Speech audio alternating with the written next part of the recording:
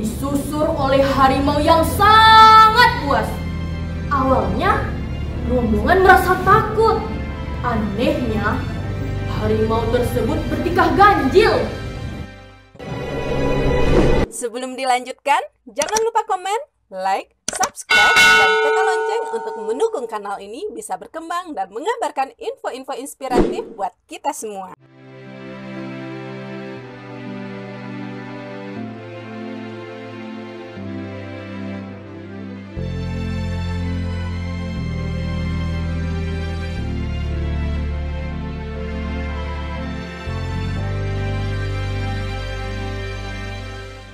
Bajalang sore ka Gunung Medan, pulangnya singgah membalik ini.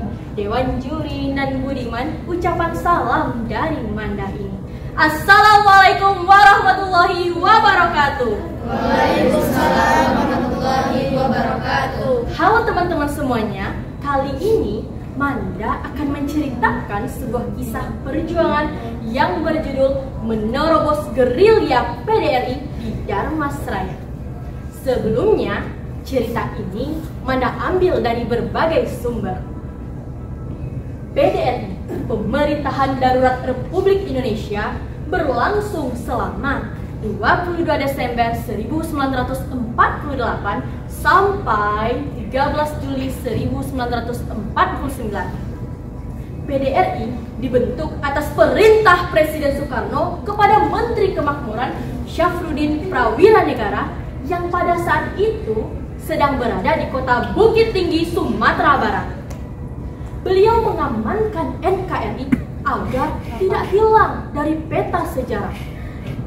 Karena adanya agresi militer Belanda kedua yang menyerang ibu kota dan menculik Soekarno-Hatta, tahukah teman-teman, tindakan Belanda ini telah melanggar perjanjian Renville. Apa tujuan didirikannya PDRI?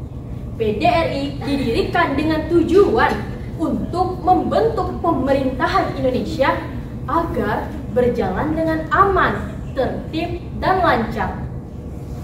PDRI juga membangun sebuah daerah militer yang sangat luas yang tersebar di Pulau Aceh, Karo Tapanuli, Sumatera Timur, dan Sumatera Barat.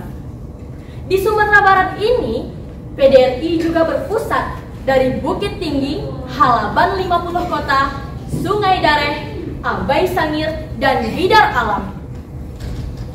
Upaya yang dilakukan oleh Syafruddin Prawiranegara yang pada saat itu pemimpin PDRI adalah dengan melakukan sebuah perang gerilya di hutan yang sulit ditempuh oleh Belanda.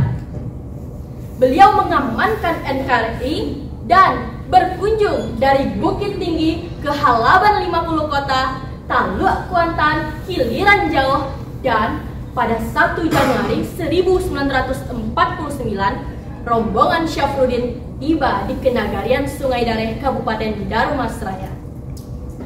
Teman-teman, rombongan kedua yang disusur oleh Tengku Muhammad Hasan ini disusur oleh harimau yang sangat buas. Awalnya, rombongan merasa takut, tapi Syafruddin lebih takut kepada Allah Subhanahu wa Ta'ala.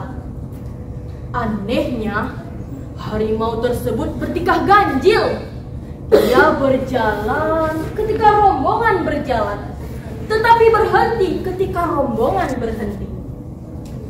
Sebagian menyimpulkan bahwa harimau tersebut adalah datuk ataupun inyak yang ingin menjaga para pejuang kemerdekaan. Hal tersebut menimbulkan ketentraman di hati para pejuang. Dari peristiwa tersebut yang sampai saat ini menjadi cikal bakal Silek Tinggian yang menjadi kearifan lokal masyarakat Sungai Dareh. Di Sungai Dareh pun, Syafruddin Prawiranegara mengadakan sebuah pidato dan rapat untuk mempertimbangkan kemana harus pergi selanjutnya. Dan akhirnya, rombongan Syafruddin tersebut melanjutkan perjalanannya ke Bidar Alam via Abai Sangir menggunakan sebuah perahu yang sangat sederhana. dengan melawan arus dari batanghari ke hulu. Perjuangan PDRI pun berakhir dengan ditandatanganinya perjanjian Rum Royong. Syafruddin Prawira Negara menyerahkan kembali amanah yang ia emban selama ini kepada Insinyur Soekarno dan Muhammad Hatta pada tanggal 14 Juli 1949. Teman-teman, dari peristiwa ini kita dapat menyimpulkan dan mengambil pelajaran. Sebesar apapun tantangan yang ada pada diri kita harus fokus mencapai tujuan kita. Nilai-nilai nasionalisme harus kita tanamkan kepada diri kita. Bangsa yang besar adalah bangsa yang menghargai jasa para pahlawannya. Belajar sejarah membuat pikiran terarah, dan dalam sejarahlah letak semua rahasia tata negara. Baiklah teman-teman, demikianlah cerita dari Manda. Assalamualaikum warahmatullahi wabarakatuh. Waalaikumsalam. Sampai jumpa.